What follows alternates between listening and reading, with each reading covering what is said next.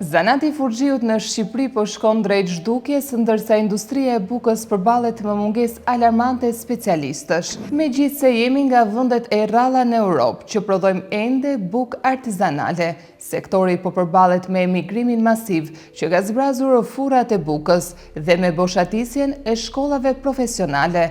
Sot në Shqipëri numërohen mbi 3.000 furra buke dhe mbi 12.000 subjekte që përfshin prodhime buke dhe pastiqeri, ndërsa nga 322 nxënës në vitin 2018-2019 në një shkollë teknologjike, sot janë vetëm 86 në 4 vite, ndërsa për profilin në bukë pastiqeri pothuajse nuk ka fare. Për ekspertët e punësimit, braktisja e këtij profesioni nga të rinj të vjen nga kushtet e vështira të punës dhe paga jo shumë konkurruese, duke bërë që të gjejnë alternativa të tjera punësimi.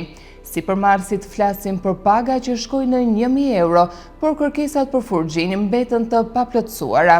Ata paralajmërojnë se mungesa e profesionistëve po detyron kalimin nga prodhimi artizanal në atë industrial, me rrezik për rënien e cilësisë së bukës.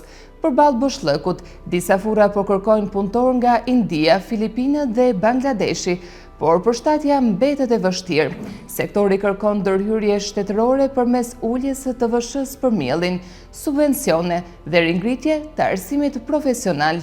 Pa masa konkrete, një nga zanatet më tradicionale rrezikon të mbetet pa trashëgimtar.